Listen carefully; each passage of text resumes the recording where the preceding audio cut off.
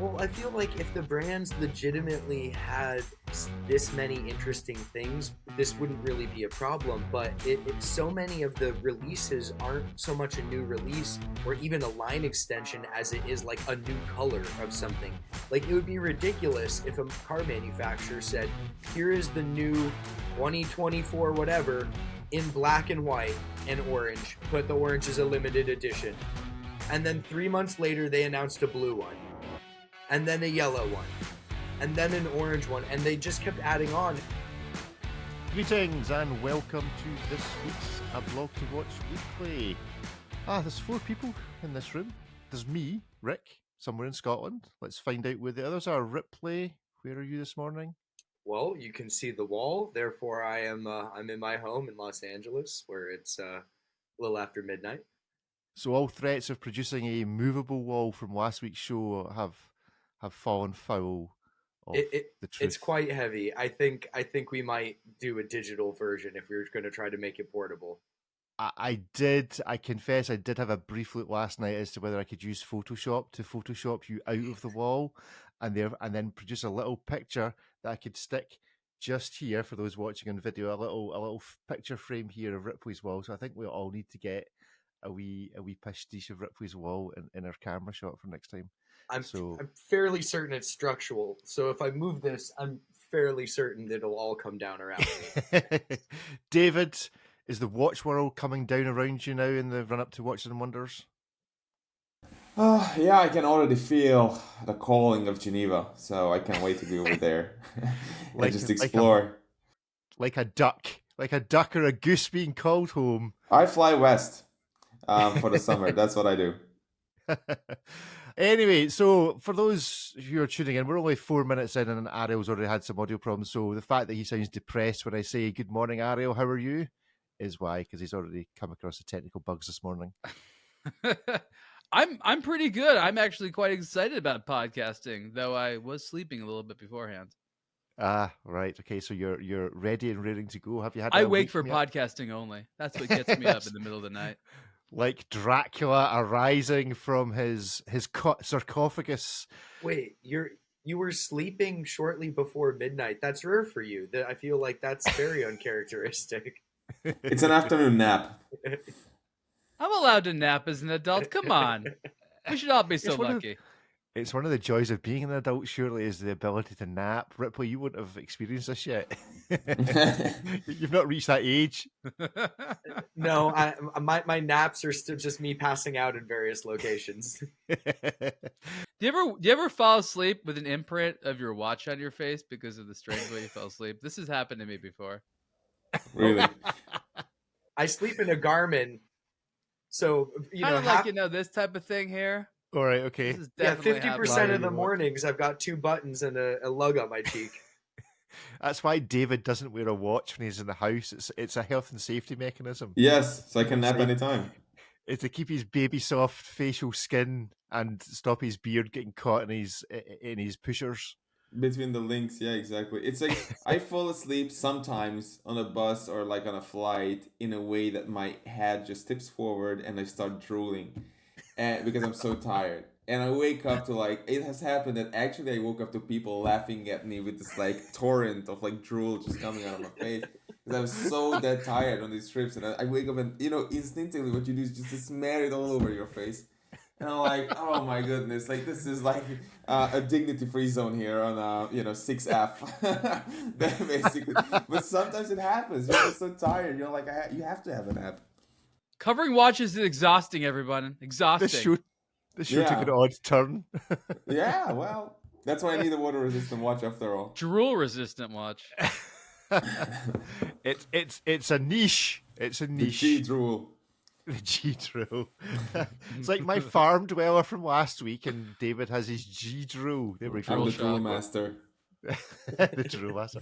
Good stuff. Right, let's try and remove images of David drooling in 6F. Although saying you're in 6F does indicate that you turned left when you went up the steps. So you were not drooling in Biggles class. You were drooling in business class, which is impressive. It varies big time. between EasyJet and business class. Good stuff. Right, let's get some of Ariel's thoughts, particularly Ariel's thoughts of a piece that he has penned. Is the Wristwatch podcast release cycle stressing consumers? Ariel, give us a quick resume of your article. It's something we touch on basically every time we play Guess the Price of the Seiko. Yeah, so one of the things which has typified our experience as media, and I'd like to say gatekeepers for the sort of like watch community out there, is that the number of watches being released on a regular basis has gone up and up and up over the last couple of years. And we've tried to study what some of the emergent qualities are of the fact that there are now so much more options out there for people to buy. And I think this started as a probably positive thing where brands felt like they could be more creative in how they release watches and when they release watches, and they could sort of decouple from some of the traditional show environments where they all had to release watches at sort of the same time as other brands. And so what initially was a very sort of interesting experimental period has sort of devolved into I don't even know what adjective to use, a circus, if you will, of everyone trying to outdo one another. I just imagine, somebody over here saying, I'm releasing a watch. No, I'm releasing a watch. No, I'm releasing a watch. And it's become so intense, and there's a lot of not really good reasons behind it that I figured I would write what's going on, why brands are do this, and really the main problem, which is that when you release so many options for people at almost the same moment, what we find is that consumers, let alone retailers and salespeople, they freeze. They don't buy anything. They wait. And the industry doesn't really want to train people to not buy anything new and wait years after the fact to see what sort of deals they can find on unwanted ones or used ones. We want people to feel a lot more comfortable buying new watches. And so I try to detail what the situation is and describe what I think a lot of people are feeling about it.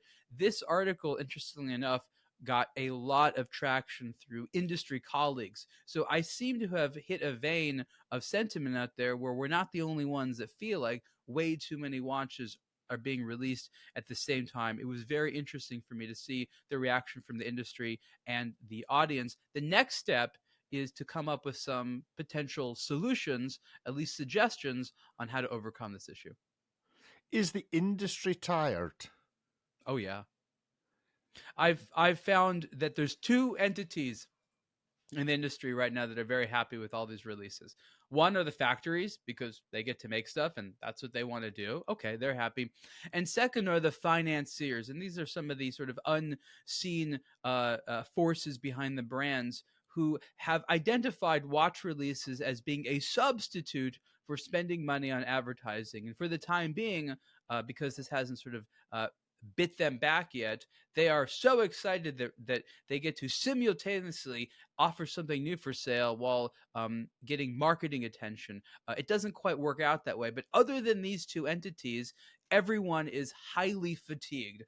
Brand managers, PR people, salespeople, training people, everyone else in the chain is fatigued. And what ends up happening, practically speaking, we know this because we speak to the brand people on a day-to-day basis, is they're so busy moving from one launch to another launch, they don't get to what they call support these launches, reinforce these launches, or even remember oftentimes what it is they're coming out with. And so the attention that each individual watch model or collection gets is quite low. People are just sort of forgetting what's coming out. Half the time, our team doesn't even see these watches because they're released without there even being physical products. So it's become a relatively strained situation, which is at this point, in my opinion, dysfunctional. And it's really our job to call the industry out and make them aware that there's an issue, and hope that we inspire conversation to get there. And this is not the first time that aBlogtoWatch has brought up a serious issue in the industry, and it has caused conversations that have resulted in change. So this week I got an email, actually it was possibly last week I got an email from Nomos announcing the release of 30 new watches. Yeah. David, must this stop? That's a good question. I'm not sure if it should. I mean, I think it's also a sign of health for the industry in a way. Of course, it's like a pendulum. So we went from one-time releases at Baselworld and maybe one time at SIHH, and that was it for the rest of the year for a lot of these brands. Even Rolex now are launching a new edition here and there, new dial or whatever, throughout the course of the year. So I'm excited for this. I feel the pain of the people Ariel mentioned in those various trades and roles. It certainly is difficult. The roadmaps for these product launches for these brands are crazy, complicated, a lot of things to tackle. But yeah, I mean, we make the best of it. Ripley, how about a moratorium? All watch media gets together and just announces that for 1 month we're only going to cover 2 new watches every day. And so you have to be at the top of the tree. You have to produce something we truly are inspired by to get any coverage whatsoever as a way of stopping this oversaturation. Well, I feel like if the brands legitimately had this many interesting things, this wouldn't really be a problem. But so many of the releases aren't so much a new release or even a line extension as it is like a new color of something. Like it would be ridiculous if a car manufacturer said, "Here is the new 2024 whatever in black and white and orange, but the orange is a limited edition." And then 3 months later, they announced a blue one, and then a yellow one, and then an orange one, and they just kept adding on. And it's not so much, I think that's what the exhaustion is. If brands were really able to just release at this schedule, but everything was just new, sure, there would be what Ariel's talking about, the analysis paralysis thing, and people aren't really able to choose, but at least we'd be excited. But I think a lot of the things, we see something come through our inbox and it's, oh good god, it's the exact same watch now with the X number colored dial, or now with blank on its case. There's not enough tangible differences to the point where we're going to be excited. And then it's, yeah, the industry gets tired because it's the umpteenth time that we've now either changed a millimeter of case diameter, made it bronze, made the dial green, or now put it on a bracelet. It's all just kind of those recycling of things. So yeah, if we could change it, but like I'm fully in favor of when a brand releases a model, make all the dial colors available that you're planning on doing. If you want to do some novelty ones later, go for it. But like this shouldn't be like 5 different releases throughout the year. That's crazy. If we followed that rule, would we ever cover Grand Seiko and Hublot again? Hublot, yes. Grand Seiko. I mean, Mount Iwate is more tired than the industry. I mean, for inspiration, the most tired mountain in the world. Leave the mountain alone. Go look at a lake, or go to some fields or something. Go. But it's, yeah, exactly. I think Grand Seiko kind of epitomizes the problem where they have these classic case shapes. They're all lovely. But now it's just sort of like, it's a little bit smaller. It's got a green dial. It's this green from the mountain. It's that green from the mountain. It's now the red mountain, so it's, they've spanned the gamut on it. But like, again, it's all lovely stuff. But again, if they were coming out with a new case shape every other week, that would be a crazy brand with a very hectic catalog. So there is a balance that needs to be found. I want to remind that I'm not telling brands to release that fewer watches. I'm simply saying stop trying to play surprise all the time. For members of us media, they need to trust that we know how to spread this information out and distribute it over the course of the year. I would really prefer how it used to be, where we say, let's look at your roadmap for the year. These are the 10 watches, or in Seiko's case, 100 watches that you're releasing this year. And we make a determination, like which ones we want to cover. Maybe we'll want to cover, as Ripley said, all those dial colors in one article. That's okay. That's probably fine if we just want to cover the entire collection in one article. But they don't even give us the opportunity to do that.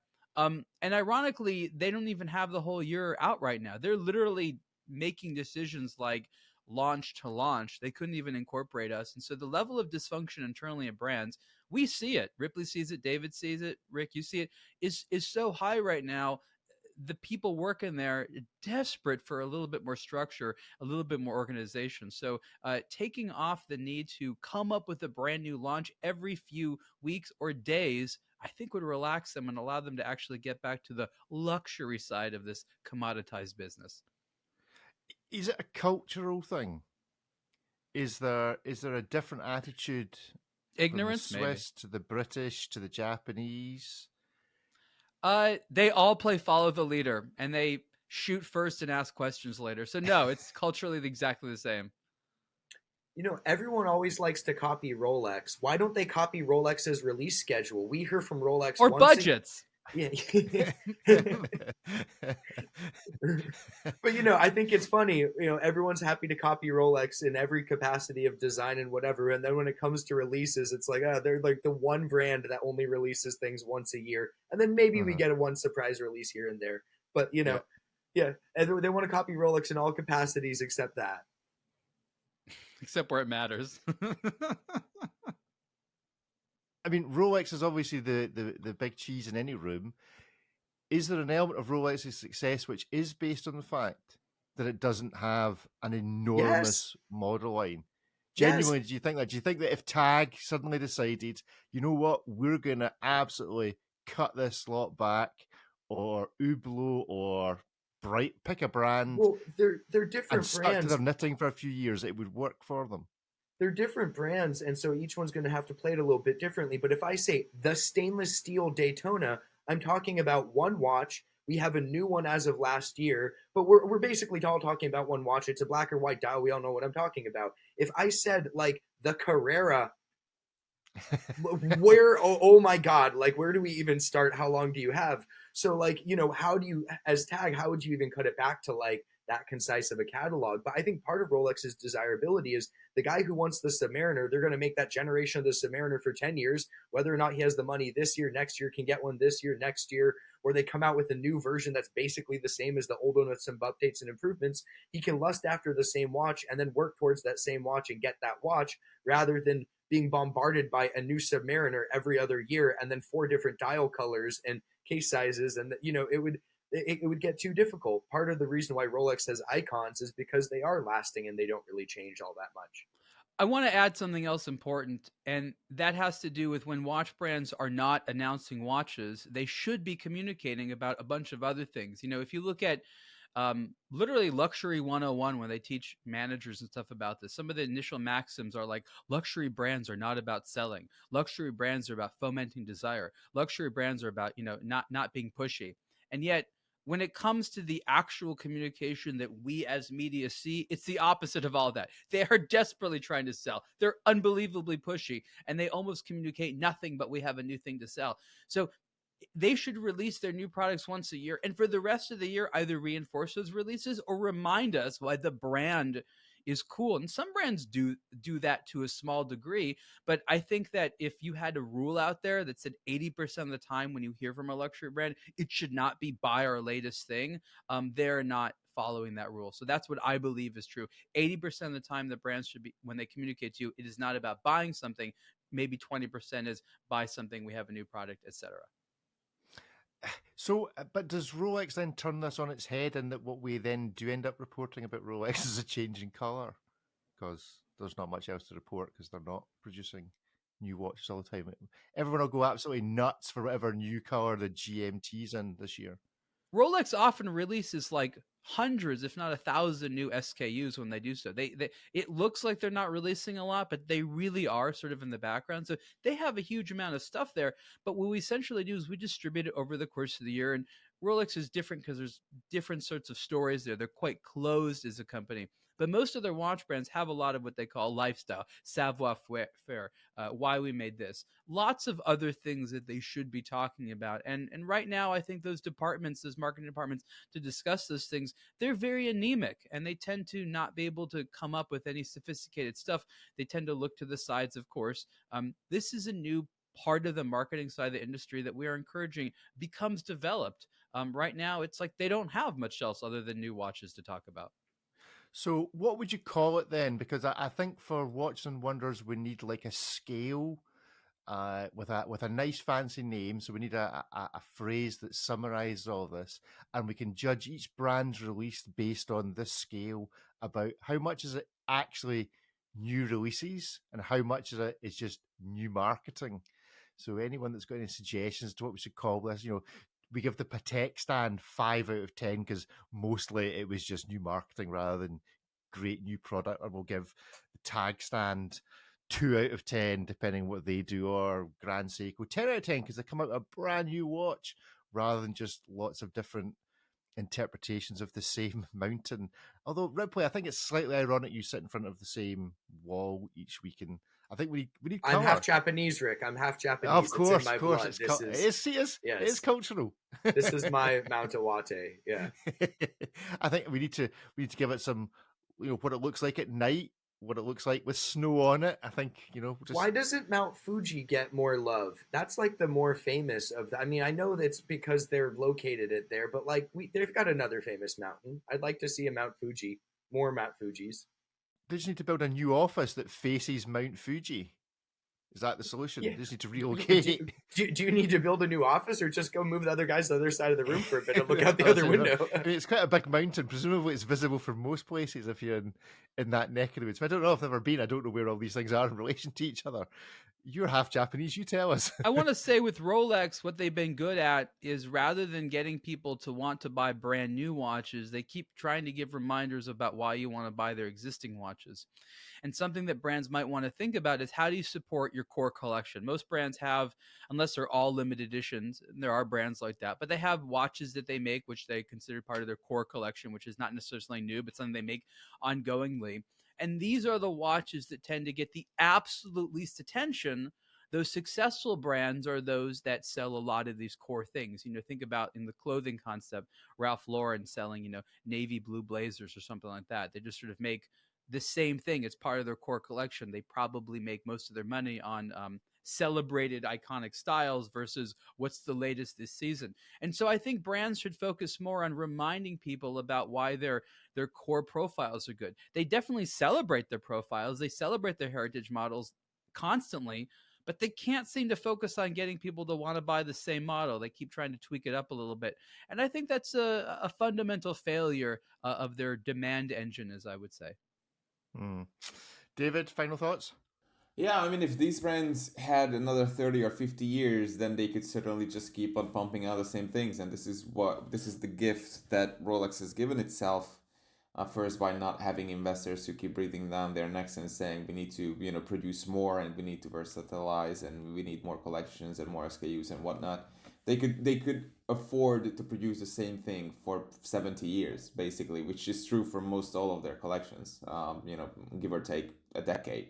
Which is crazy if you think about it. And that is why people think of the same Daytona or the same Submariner and not the same Carrera. Because, Tag Heuer could do this, but then it would yield its profits and its benefits in 2050 or 2060. They would have to reduce the size of that collection to a 10th or maybe a 20th of what it is today, and then just keep doing that for the next number of decades.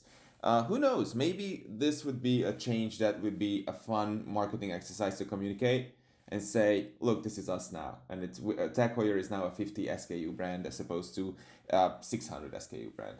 That would be quite a statement. And I think people would flock to it and say, okay, this is what I want because this exudes confidence in the brand and I want to be part of it. Well, let's move on to talk about a brand and a release from a watch brand that I suppose you could argue really only has 3 SKUs and then just variants of them, and that's Audemars Piguet. So Audemars Piguet 11 code, it's such a stupid name. Audemars Piguet code 1159 watches. There were some new releases this week. Before we look at the watches, is AP a brand that's close to doing what we have just said brands should do in order to copy Rolex? They're certainly successful. They've been They're at certainly it. growing. They have done the worst part of it. They've made 2 models and then 100,000 versions of one of them. It is the two. They did Rolex, but did it Seiko. Where it's just it's not. This is not what we meant. This is not what we meant. Personally, though, I'm a fan of the Code 1159s. I don't like them better than the Royal Oak, but it's just so refreshing to see AP do something different. And the fact that watch, when it was first launched, not only was it poorly communicated, but just the designs weren't there yet. It wasn't it's nice to see AP kind of making them better and, with improving with the generations, but I'm just happy to hear anything that's not a Royal Oak from them. So these are exciting as far as I'm concerned. So this is self-winding 38mm and self-winding chronograph 41s, $33,000, $48,000 respectively. Is our appreciation of the Code 1159 growing, Ariel? Sure. I mean, they seem to be focused on women's models, which, they've identified a demographic that makes sense for. I honestly think the Code 1159 in the thinner, narrower case, it's a good alternative to the Royal Oak as a ladies' watch, which, actually looks really good on women, but isn't for everyone.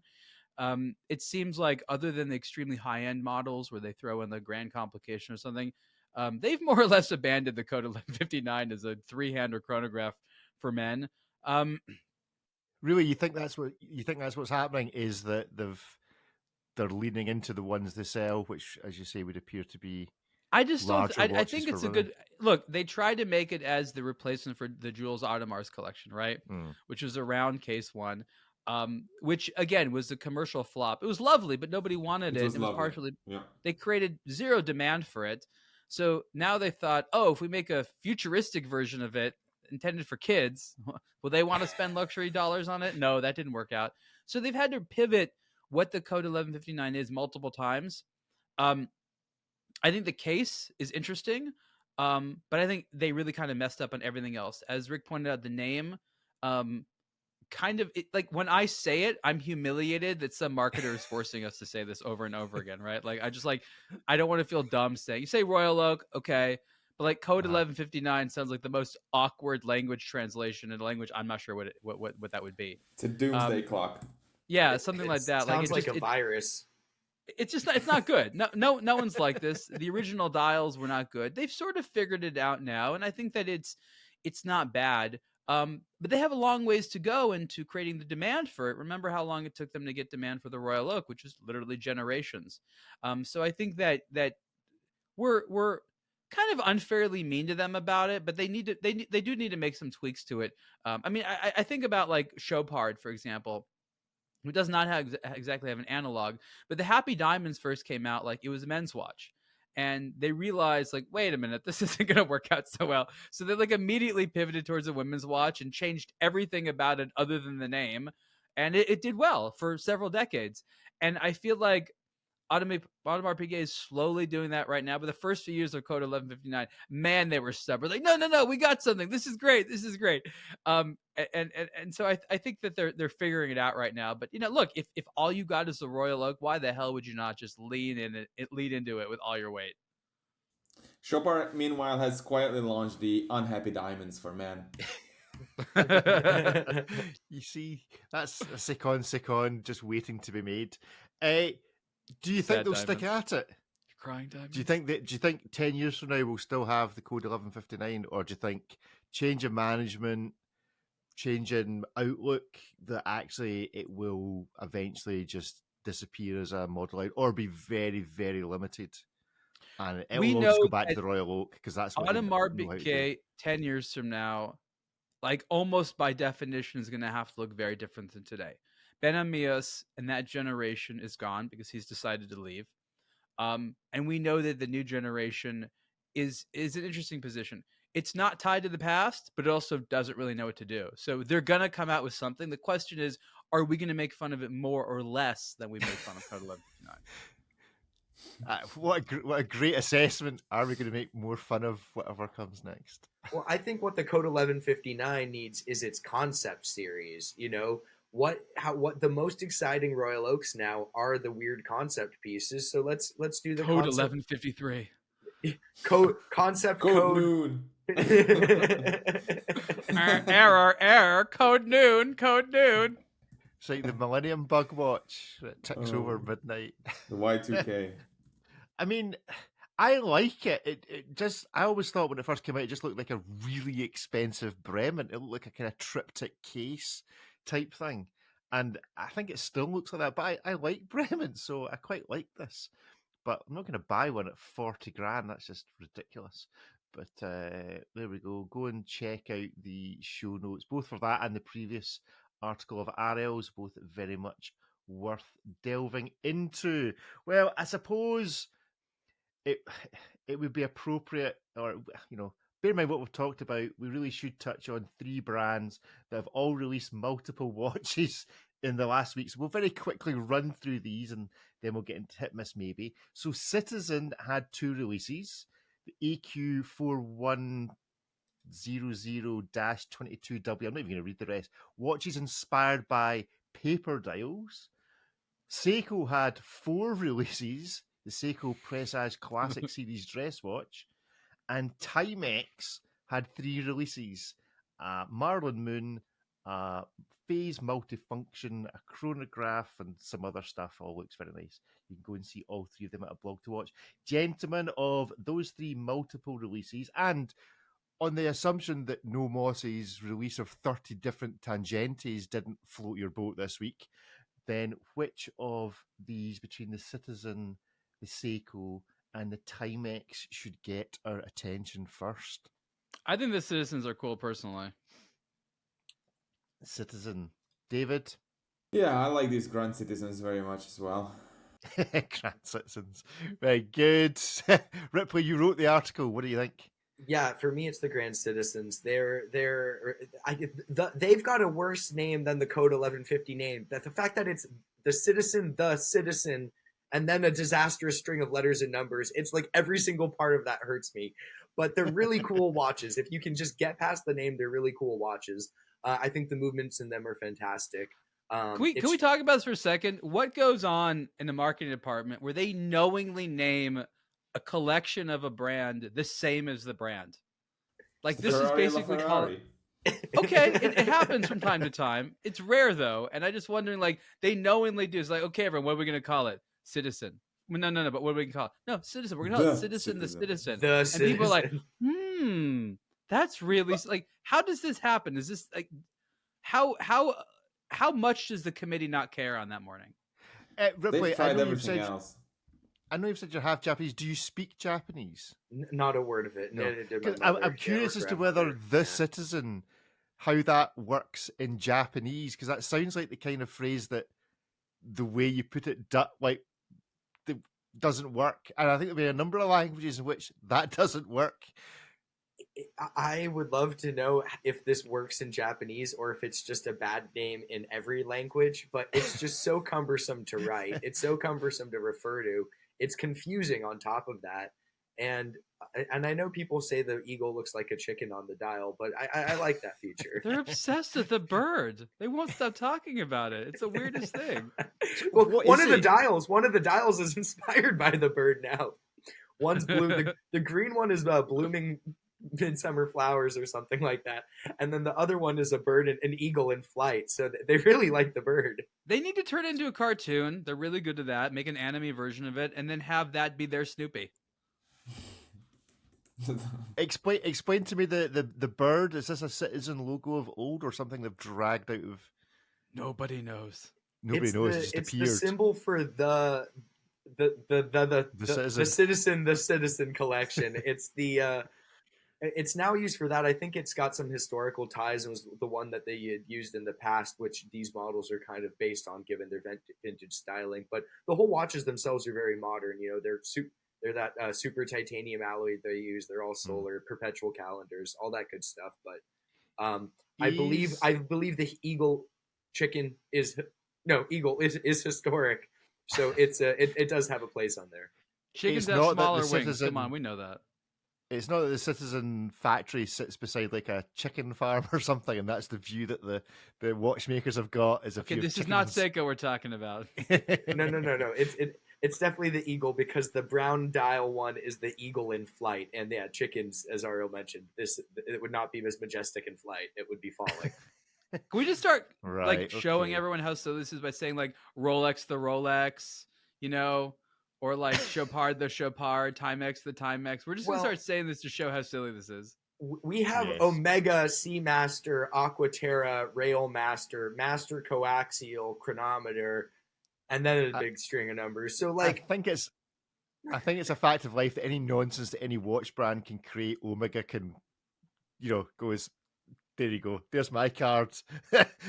Omega the Omega does a good job at that. The masturbator. That would be quite Thank you, David. Right, so of the other two then, It's bound to the happen. the Seiko Presage and the Timex. Who deserves our attention next?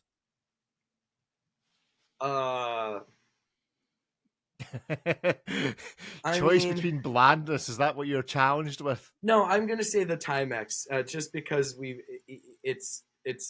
have a new watch, a new watch. The moon phase is new. The chronos are basically just new colorways. The three handers are new, automatic 40 mils in new colorways, same ones as the chronograph.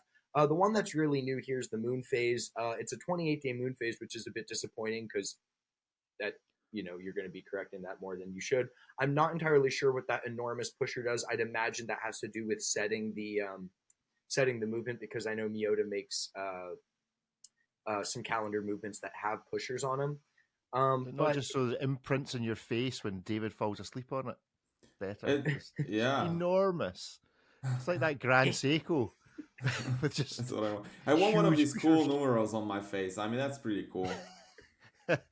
I can't not see the 12 as just the letters IZ. Like, I don't see that as a 12 o'clock mark. I just That's see actually IZ. IZ. Yeah, that's right. The 9 is a G. Yeah. The 3 is a 3. That's crazy. Yeah, the blendness is strong with some of these, especially the one with the sword hands and the button, hour markers. But somebody's gotta make them all watch every once in a while. So Look, these are based upon some historic Timexes, so they, this is their heritage thing, and this has worked for them. What they do is they take these vintage looks and they make them really class leading value, right? Mechanical movements, very low priced for what you get. Under $200 here. So if you are a watch enthusiast, you've been reading about all these expensive vintage watches all day long, or ones that are small or old and in poor quality, Timex is like, just get our thing. And the funny thing is that these are better quality than the majority of the actual vintage ones out there. That's better true. quality. I quite like the chrono and the 3 hand. I don't like the moon phase at all, but the chrono and the 3 hand are very nice. Yeah, the that chrono, ominous pusher. It's very ominous. Yeah. Don't push me. If it is for the calendar complication, that seems like a massive oversight. It's going to constantly get hit. Your moon phase, everything is going to be all out of whack. Maybe you have to hold and it. you will never notice. Yeah, I'd love to.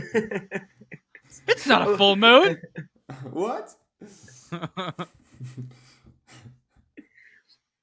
But yeah, $200 for a quartz moon phase with some vintage styling. It's not bad value, and the Marlin is kind of their nice line, so it's a bit more premium than the standard variety Timex. You get an actual steel case instead of the chrome plated brass and all of that stuff. Okay, cool. And then finally, the Seiko Classic Presage series. I'm actually almost too depressed to play Guess the Price of the Seiko because this, yeah. But anyway, anybody feel enthusiastic enough to take a guess at a price of one of these? I'm genuinely surprised these are new models. Maybe they are not. They're just playing with us. They could do that. They could totally release watches that are already in the collection, and we'd have no idea.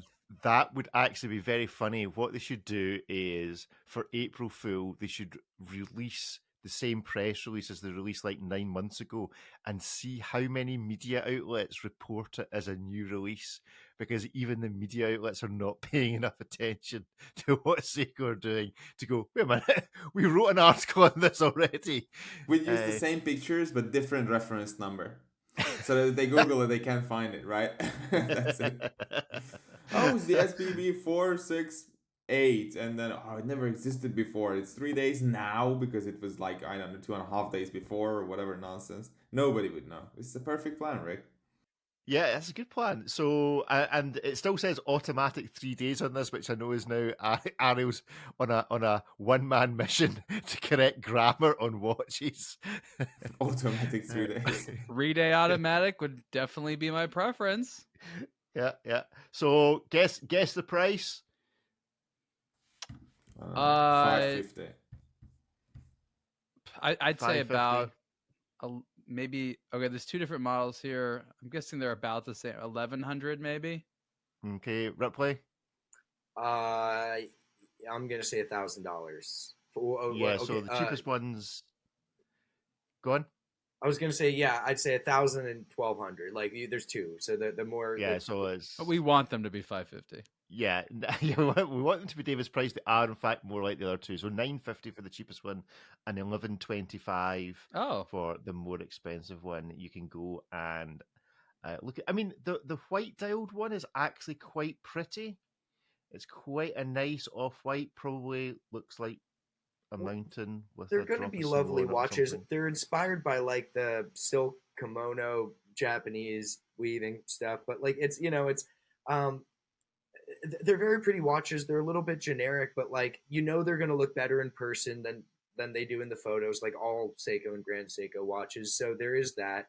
And you got to figure most people, unless they're deep into the hobby and want something a little bit more off the beaten path, are going to want a more conservative dial color. So I think this is ultimately a very good looking and generic package, but I don't think it's all that exciting of a release. And I remember when like the Presage series was like what $400-600. So this is getting up there. is Seiko ready for a Seiko of the Month club? Like, imagine you would spend like $600 a month, and they just send you a watch that's like double that in retail value every month. You don't know what it's going to be. Like, are we ready for that? I think so. I can hear the rattle of this bracelet all the way from here. The squeak of it. Yeah, it's not the Rolex squeak, is it? Because I feel like people would go for that. Like, nobody wants to individually make these decisions, but it might be fun to just have, whatever the random Seiko. Yeah, they need to do that. Seiko of the Month Club. On the topic of the bracelet, they have redesigned the links to kind of feature a kidney bean shape, and that is to reduce the surface that comes into contact with the wrist. So it should be a more premium bracelet than the Seiko 5 variety. Whether or not it rattles and pulls your hair is a totally different story, but it is supposed to be a step up. It's more. Oh, so this is a new bracelet? Yeah. I mean, for these models, yeah, they've if you look at the curvature of it, it's a bit different. Yeah, they are trying to make these a bit more elevated, because I think for years Seiko got a lot of slack. It's like, hey, the watch is great, but like that bracelet is borderline hazardous. Like, I'm going to put anything. How many times have we seen, and this is Citizen as well, but like where the watch and the strap or bracelet looks like completely different companies had stuff to do with it, right? Like the case is great, and then the bracelet or strap, like who decided to pair it with this? Like, did they get this at the last minute from some supplier? Like it seemed to have like not even from the same brand. Yeah. Is the idea of a bracelet not that more of it should touch your skin? This is news to me, Ripley, that the idea that less of it touches you is better. Do I not want more of the bracelet on my skin to stop it moving around? No. You want it all touching your wrist, but minimum surface contact. So if you look at the Oyster Flex, it literally sits up off the wrist on those, like, it looks like what's that you find on like the bottom of a shoe regatta boat. The ribs, you mean? Yeah. For her pleasure, I don't know, Ariel. Those are the wings. The wings. The wings. But yeah, the whole point of that is it's to increase airflow. Sometimes sapphire case backs are uncomfortable because it's just a big surface against the wrist that doesn't breathe. So, I think it's to have maximum contact but minimal surface area against it. These bracelets can go either way, because all these links and connection points, I mean, this could be a hair tugger like crazy. So that's what I think that this might help with, because anyone who's worn a bracelet with this number of links knows that the wrong type is just torture on the wrist if you have any arm hair. Just stick it on a bund and be done with it. That's the solution to most things. There you go. Anyway, right. Well, we are going to move on and play Hit Miss Maybe. And we have been joined thus far by Alon. We are possibly going to be joined by Pete, but it's possible that it's just not got through to Australia yet. We shall see what comes of it. But if you are staying tuned to the podcast, you're going to get to hear 2 of the Hit Miss Maybes. If you go to the YouTube channel, you'll get to hear all 4. So go and check out the YouTube channel, aBlogtoWatch Weekly Live, if you're interested in hearing more Hit Miss Maybe. But before we begin, let's establish who we do have are and what they're currently wearing on their wrists. So Ripley, where are you just now and what are you wearing? I'm in Los Angeles, and I'm wearing the Garmin Vivio Active 5. We've got a review of this on aBlogtoWatch. Great stuff. David, drum roll. Is he not? Is he wearing a watch? He's wearing a watch for the first time. What's he wearing? It's not the first time. I've actually shown this watch, like, I don't know, a month or two ago. It's the Vulcan Cricket. I love this. Great size, good functionality. I might have it buzz in like 10 minutes or so, just to annoy everybody. Let's see. Yes. I think last time you had it, you didn't have it on. I think you I were will still now. resisting wearing it.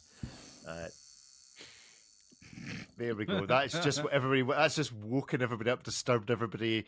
Cat's gone running across the room. Whatever. It's the Ariel. president's watch.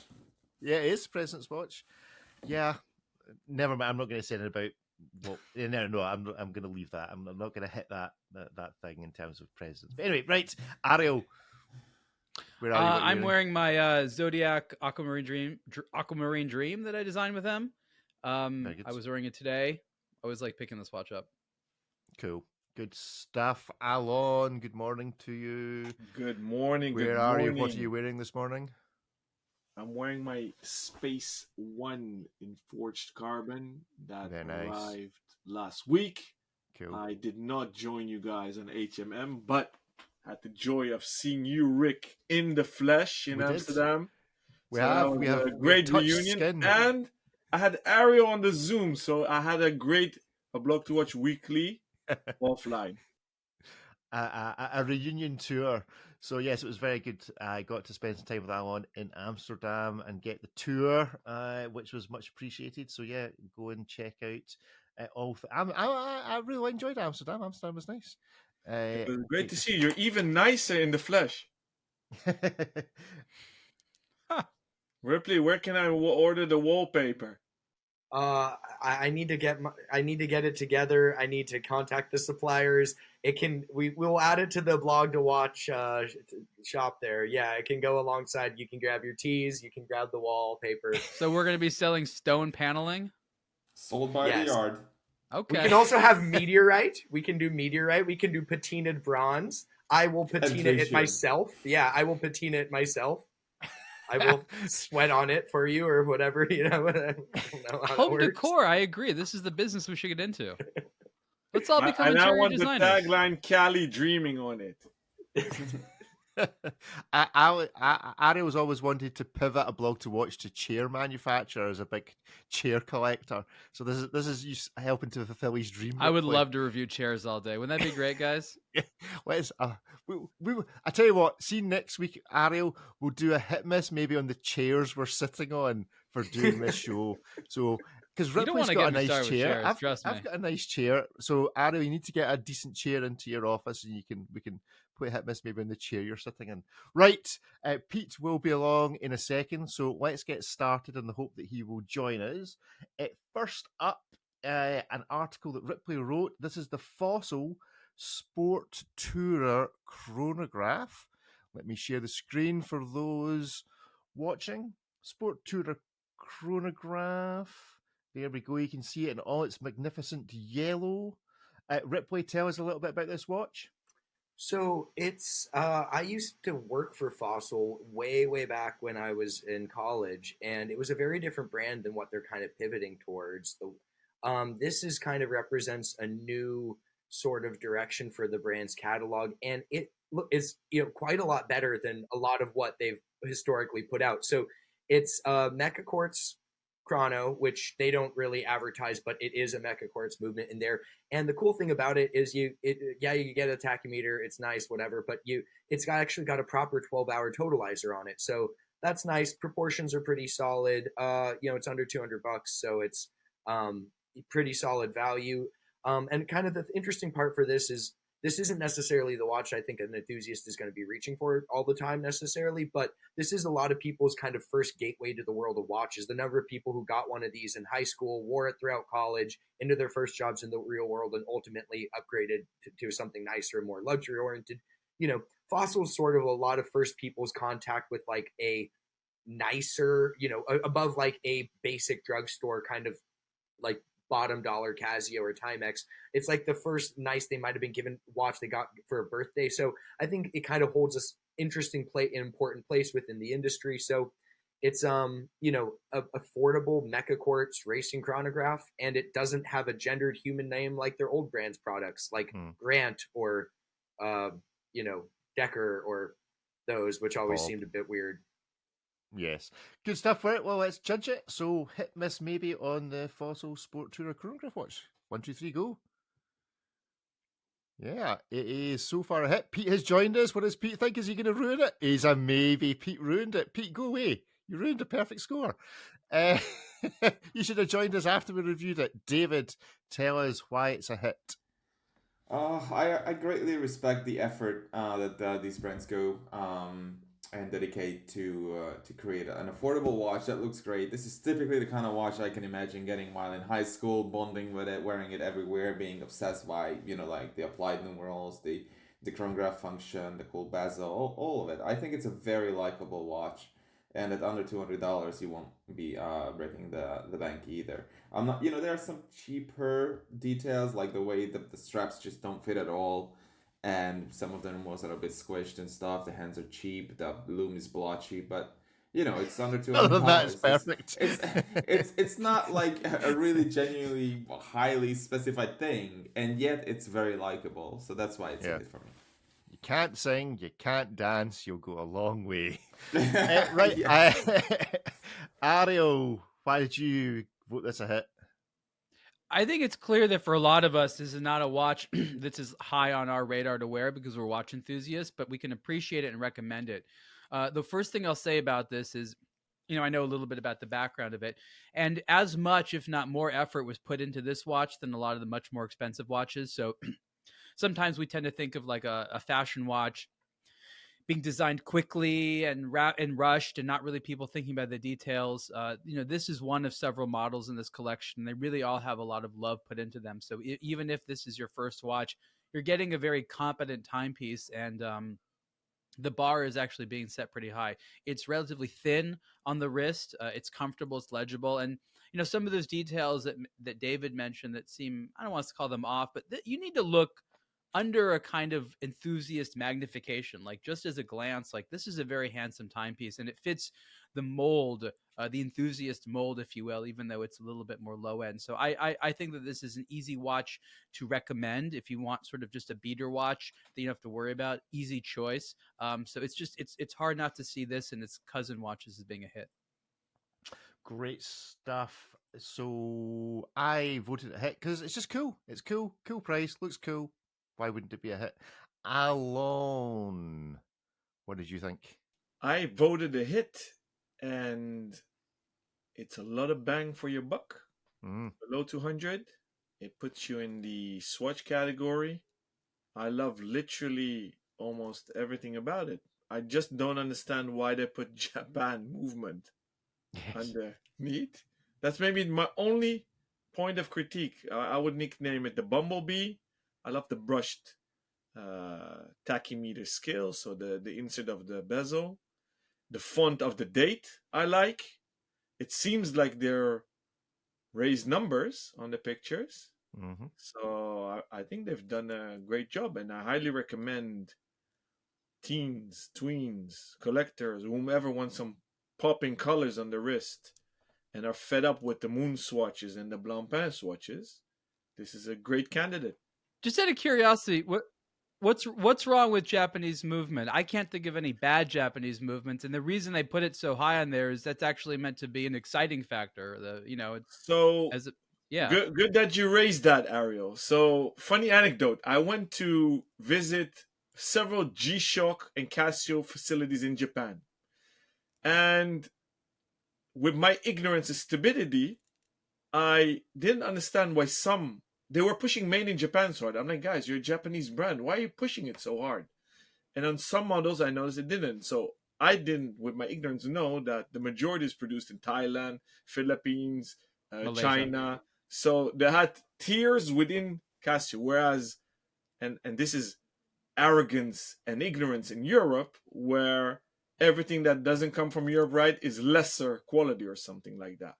So why I mention it here, for this price point, does it sell more watches? I think it breaks the design because it's another line of text. Because on the right hand side, it's the date disc. It says already Fossil Chronograph, I think.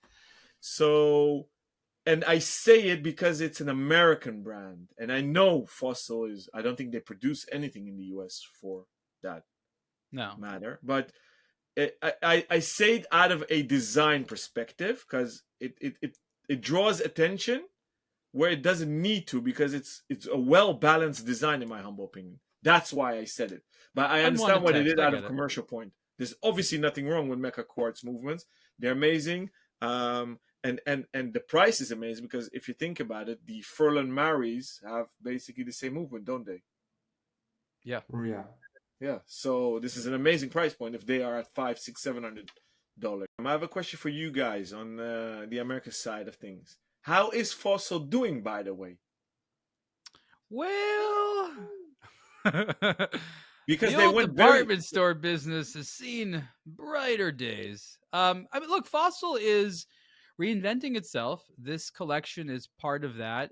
They have a lot of great real estate footprint as it is. It's just that is shrunken. So I think that Fossil has had to fundamentally change what they're doing. But what they'll call the fashion watch market is actually surprisingly strong. Surprisingly strong. Because I'm actually happy with this pivot, because they went so hardcore on connected watches. It's interesting to see, and I'm happy that they And that's went all back. done. That they're not making any more of that at all. Any. None. Look, they've just decided that's not a good business for them. It requires, this is the problem. Watch companies hate the fact that they have to service something which they've already made.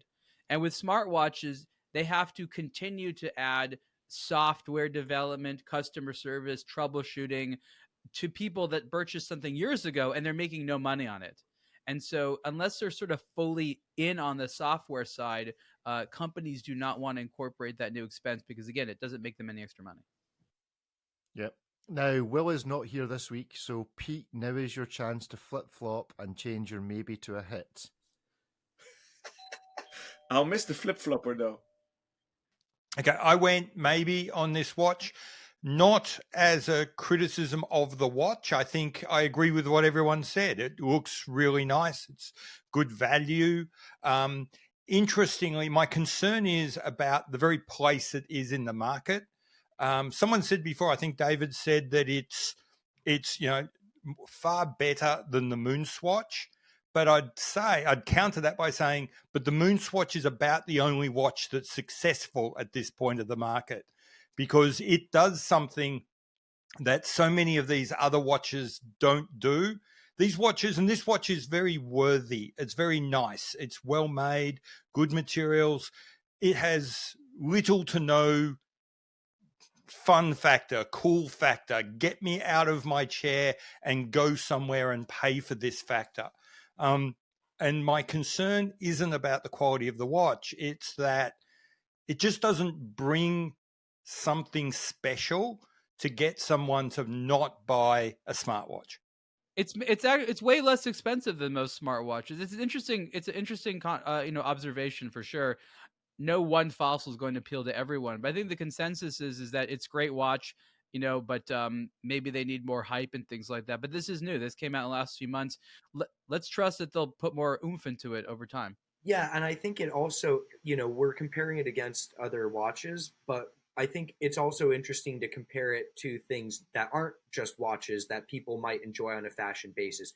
$200 is like the pair of a nice pair of sneakers. That's a pair of Jordans or something like that. So like something that someone might pick up is like hey, that's cool. I like the colorway. It's pricey, but not extreme like a normal watch purchase. This is in that family where someone who's not a big watch enthusiast can basically pay the same thing they would on a good pair of sneakers and then have like this cool racing chronograph watch. And it delivers as far as the materials and specs. So I think it's also, yes, as far as watches, but Fossil's also a brand in Times Square. So I think it's that whole other demographic as well that's a little bit watch curious, but hasn't gone down the rabbit hole with us. I certainly hope it succeeds, and I'm not going to call it a loser. I'm uncertain about this whole place in the market space. Well, if you're watch curious, then perhaps that's the entry level for you. We're going to move on. So, hands-on debut, the Citizen Series 8 890 mechanical watch. I will share this on the screen for all those paying attention. Ariel, you wrote the article on this. Give us a quick resume. So Citizen is now coming back with mechanical watches in a big way. They sort of reintroduced their mechanical watches a few years ago. Now they're trying to go a little bit more high end. I wouldn't say that these are anywhere close to Grand Seiko in terms of price point, but there's clearly a move for Citizen to chase a little bit of what Seiko has done with very high end or moderately, higher end mechanical. This has a price point of, around $1,500. You basically have their, the Citizen branded version of the 9000 movement here. A lot of case detailing. So I think there's a lot of features here, a lot of bang for the buck. Really the area that people aren't really sure how to feel about is the design. For a mainstream audience, it's perfect because they're like, oh, it looks like those trendy watches out there. For us enthusiasts, we want a little bit more, I would say, design originality from Citizen because we know they're capable of it.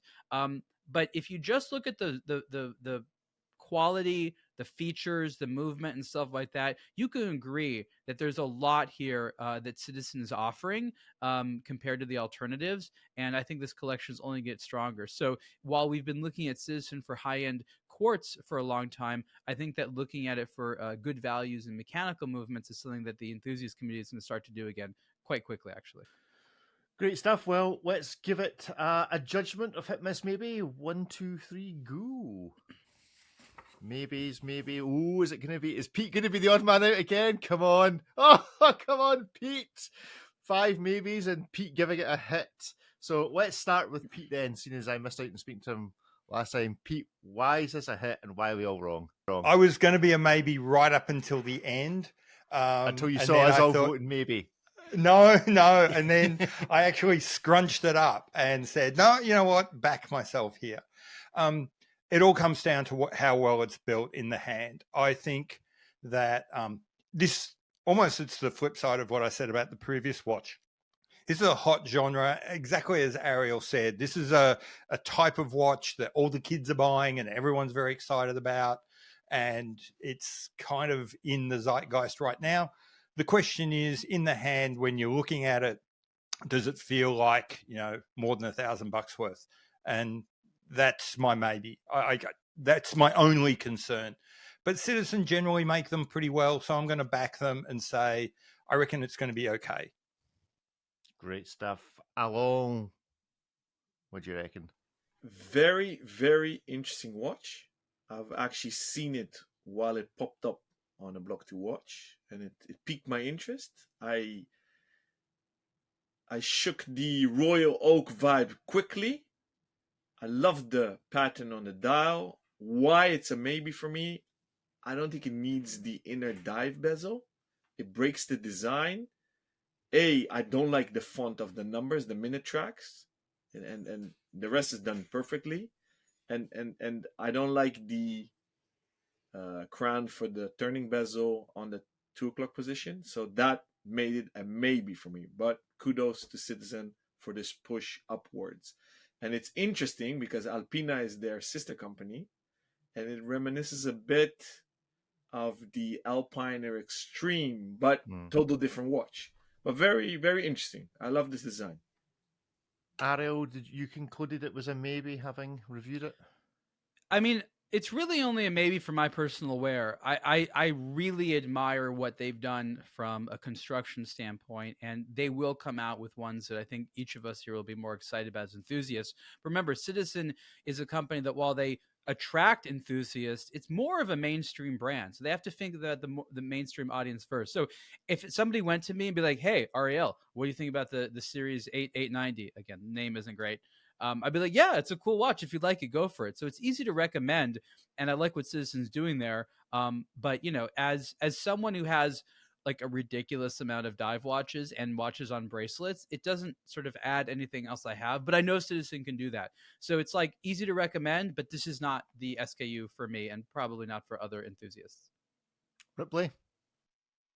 Yeah, for me, I mean, my own personal preferences regarding design, not factoring into this.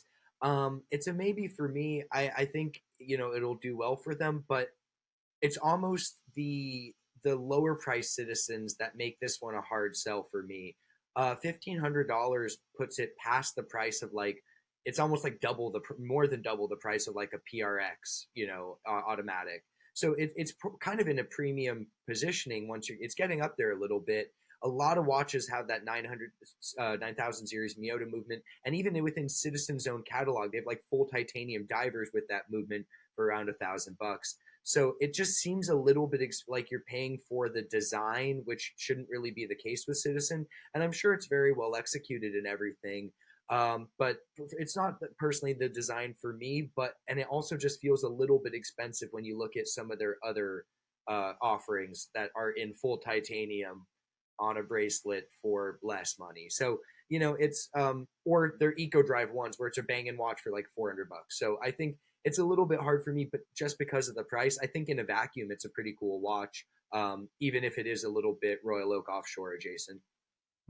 David, offshore adjacent? Not really. I quite like this watch. 10 years, more than 10 years ago, I acquired a Citizen Grand Touring Sport, which was at the time $1,200. Adjusted for inflation, that would be $1,600, which is how much this one costs today. And I loved that watch. It was so intricate in the execution of its bracelet, of its dial, of its hands, indices, case, everything. That was a banging watch and a lot of watch for the money. This one, not so much. It feels like they took that watch and finished halfway through it. I like the dial texture and parts of it, but I know that Citizen can do way better for the exact same amount of money. So this is riding this trend of H-shaped link bracelet, and it's just like, let's make it like that and see how it goes. And again, I know Citizen can do way better than this, so that's why it's a maybe. Well, I give it a maybe because I count 6 different fonts on the dial, and you're only allowed 3. By law, by Rick's law. By law, 3 at the most. I'm 100% with you, Rick. 100%. Extra points if you can reduce it to 1 font. This is ridiculous. I don't understand who sits there and goes, "Oh, well, let's open up the font catalog." It's just weird as to why you would do that. Why would they found in a drawer from like 1968. Yeah, probably.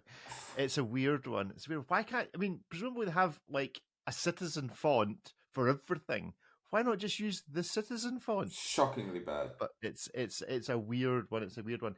Anyway, go and check out that Citizen at aBlogtoWatch. You can give us your own thoughts. You can do your own hit miss maybe on the article. If you scroll down to the bottom, you'll see the wee thumbs up, thumbs down, or the maybe.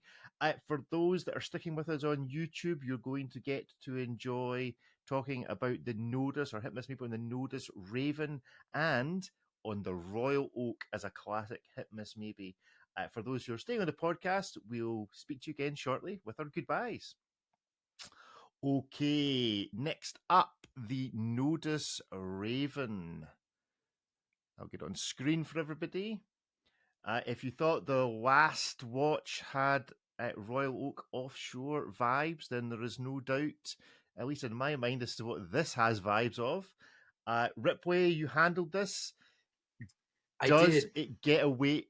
Oh, you didn't handle it. No, I did. No, I did handle it. That's my flannel and my wrist and trousers. Did you manage to escape the gravitational pull of Rolex Explorer 2 vibes?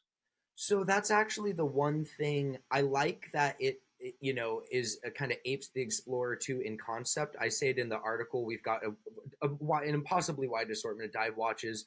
The Land Explorer concept watch, it seems like it would have a lot more people go hiking than scuba diving. The font on the bezel combined with the orange on the hand, it's just a little bit too overlappy for the Explorer 2 for my taste in that regard. But as a whole, a lot of watches sort of do the same thing. But yeah, the font on the bezel is near almost a dead ringer. So, but it is, Miyota 9 series movement, proper GMT. The whole thing is DLC, a gray DLC, and then the bezel and dial are Cerakoted.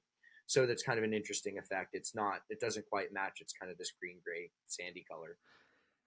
And probably most importantly, it's $875, which is not too shabby. So let's give it a vote. Ariel has left the premises, so it's just the 5 of us left. So count of 3. 1, 2, 3. Hit this maybe. Hit. Oh, some deviation. 3 hits, a miss and a maybe. Let's start with, Ripley, you gave it a hit. Obviously, you enjoyed wearing it. Yeah, I wish it was a little bit further from the Explorer 2 because I really think this watch is good enough to stand on its own legs without that, being the affordable version of. That's my one biggest criticism. Everything else is done really, really well on it. Feels nice on the wrist. It feels like a 5-digit Explorer 2, so it's like just under 40 mil, nice and thin. But sapphire crystal. It's a well executed, good proportions, date window in the trapezoid there, nice lume.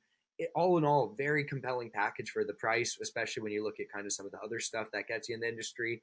Again, my only gripe is like if they just did a different color for the hand or a different font on the bezel, some of the Explorer 2 similarities would quickly evaporate. But I think all in all, I think it's a really compelling way to spend sub $900 on a GMT.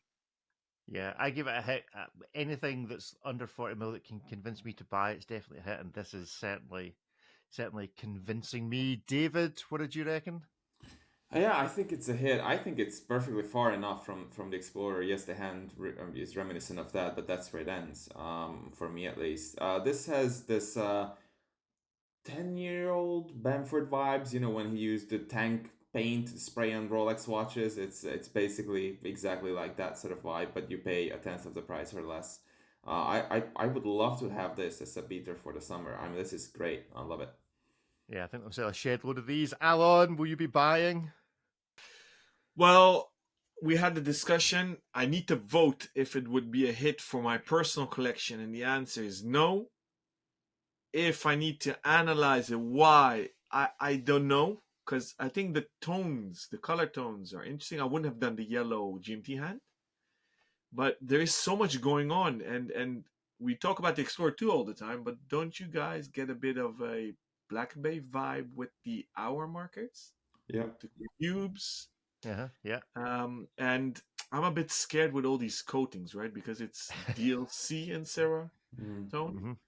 So if it's a daily beater, what I'm scared of, and I'm putting on my advisor hat, so the consultant to new collectors, that if for them everything up to 1,000 is a lot of money, and they have such high expectations of a watch, and imagine the first ding or the first scratch, how devastated they will be. All of us probably will like the fact that it gets this, I call it always the gunmetal scratching, on your mag lights and on gunmetal things and these coatings. I love the way they fade. Yeah. If that's not what you expect, you'll be disappointed. But it piqued my interest when I saw the article. I like the color tones, because what is it, Ripley, exactly? Is it sand or greenish? Taupe. So it's like a dark matte gray DLC, but it almost has this kind of very gentle green undertone. And then the Cerakote that they use for both the dial, so like good luck scratching that dial, and the bezel, they call it like sand colored, but it's kind of like this greenish gray. It's not an exact match for the case and bracelet, but it almost works because the dial and bezel are this slightly different color than the case. And it works better than I thought when I first saw photos of it, but it's an interesting color to describe. It's like some lichen colored almost. It's like so it's green and gray. Basically. It's like mud. Yeah, a subtle two-tone. I would maybe had not filled the 24-hour numbers in black. I would have maybe kept it tone sur tone, so tone on tonal, and maybe done the GMT hand a bit different. I would tone it down into a more military watch. But anyways, cool that they did it. Yeah. Pete, I went maybe. Sitting on the fence. Everything all the good things that people have said, I kind of agree with. It's good value for money. It's generally kind of handsome. I more agree with David here than Ripley. I think it does just enough to separate itself from the Explorer, just barely enough. But in the same way, Rick, that you didn't like five different fonts on the last watch, I look at this and I just see this is like a tactical clown. There's like 6 different colors involved here. No, just no. Not to mention, did they order the GMT hand? Did they order the wrong size and then have to cut it down? It's just, again, just no. Originally due to be a 41mm watch, but Yeah. 39.5 cases arrived, so it was out with the guillotine. At the last minute, someone said, no, we're going, they've got to be smaller these days. That's the trend. But we've Yeah, bought the yeah. hands. Yeah, it's a completely valid point.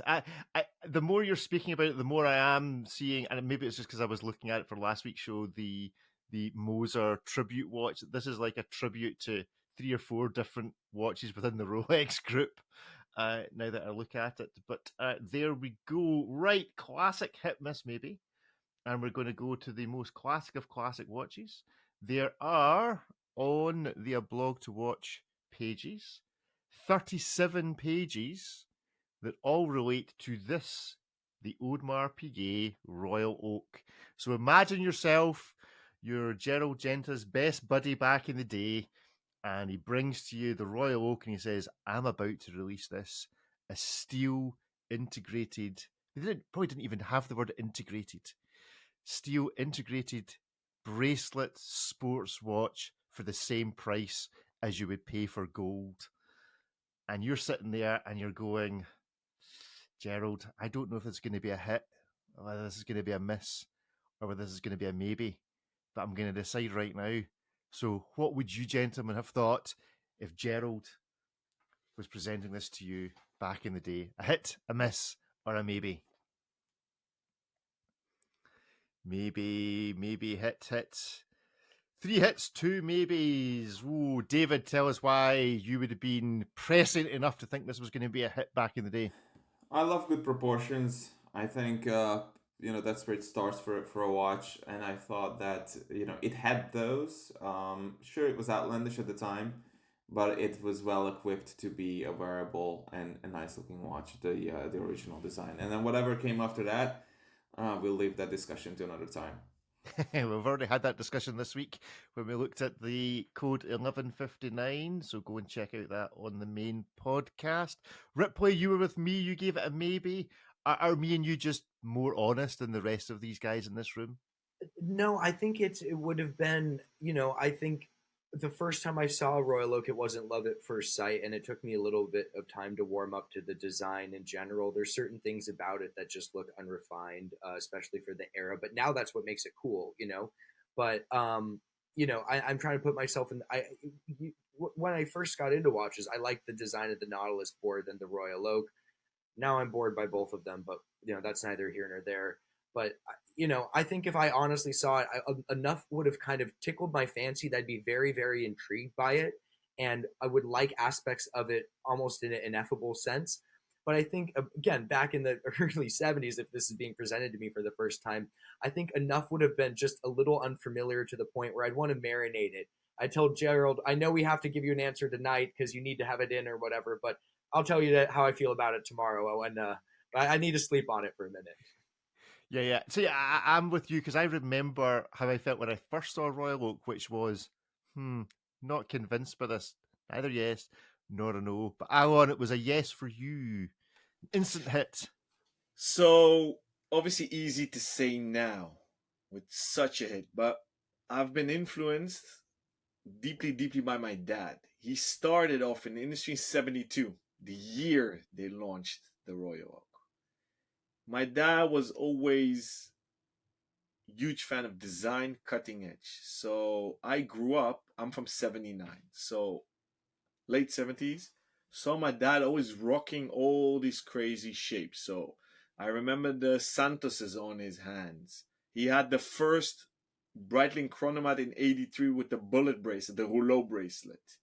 He had all the Porsche designs when they came out. So he always taught me how ingenious the Royal Oak is, the Nautilus is, because they broke the mold. So I did love it, still love it. With my stupid head, early 2000s, I had a jumbo stainless steel with a Jaeger Ultra caliber, sold it for less than 8,000 euros. So if you talk about if we do a hit, maybe or miss on your sold pieces, then I have a long list of regrets. So, but if we go back, guys, think about it. Everything was gold. and the assignment was for Patek Philippe and Audemars. They wanted to break the mold. They wanted to be innovative. 69, you have to remember all the amazing designs, of which the Carrera, right? Square watches chronograph. So they tried to innovate then. So was it shocking? Yeah, but they needed to innovate. So if I was on that board seat, I would have voted yes, because if you look at the design, it is well proportioned and new and well balanced, and we all know that probably of the first 50 something years now, 60 already, 50 plus, it hardly sold, right? It's only the last 10-15 years that's a real hit. Pete? I went hit, and I suppose my thinking is, so this is happening at about the same time that Ferrari is moving away from Pininfarina and going to Bottone and the folded paper designs. Maserati is, getting ready for the Khamsons coming out. This was the thing at the time. We were moving away from the 60s sort of flowing lines, and we were moving into much harder, angular, rectilinear shapes.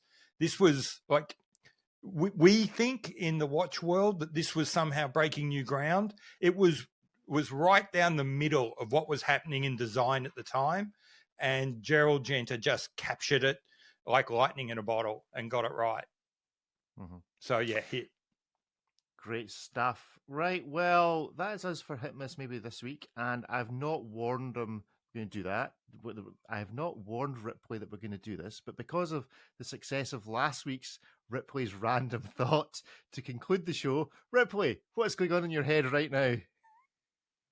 Well, we had a blackout at my house this past week, and it broke my refrigerator. And so there, because it's been less than a year since I bought the thing, they have to send out a repairman to verify that it's broken on Friday before they can start the process of replacing my refrigerator.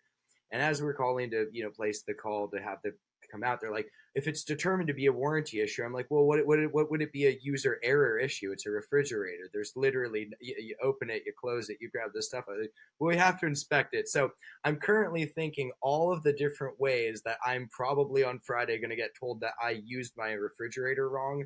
And I am dying to hear some of them. And do you think there'll be a crossover in ways in which you can use a watch wrong? Like, yeah, don't set the date between. Don't set the date between. Your perpetual calendars. There's so many ways you can use a watch wrong. So yeah. I mean, Alan, you must have some stories of people using watches wrong. Where should I start? We'll save that for next week's show, and we look forward to finding out whether Ripley is out several $100 or $1,000. I don't know how much a refrigerator is in the States. I've bought a mini fridge. I've bought a mini fridge to hold me over. We went to Home Depot, got a little mini fridge. No, we need refrigerator. I can't live like an animal for the week, so we got a little mini fridge. Is it full of beer? Yes. As soon as the big fridge is back to operation, I have a dedicated beer fridge, and that's going to be a come up from. I mean, in Scotland, if you want stuff kept cold, just leave it outside. It's fine. I'm just realizing this is an entirely Scottish thing, or like Northern European. Which is, as a student, when you lived in halls of residence, you didn't have a fridge in your room. So you just tied your milk to a string and hung it out the window. And that's where you kept your milk. Rick, would you leave your babies to nap outside as well, like the Scandinavians do? Babies as in children, or babies as in my watches? No, your children. Would you leave the child outside? I mean, I don't know. It never really crossed my mind. Scotland. No, so, I don't think so. I think in kids. Scotland they get nicked. So we have young kids. Not for the child, but for the pram that they were in. They'd be stealing you'd come back out, the pram would be on bricks. The wheels of your Silver Cross would have been stolen. There you go. Anyway, there's a bit of a cultural insight to the difference between California and Scotland. Thank you all very much for joining us this week. We look forward to seeing you all again next week. Say goodbye, everybody. Bye. See you next week.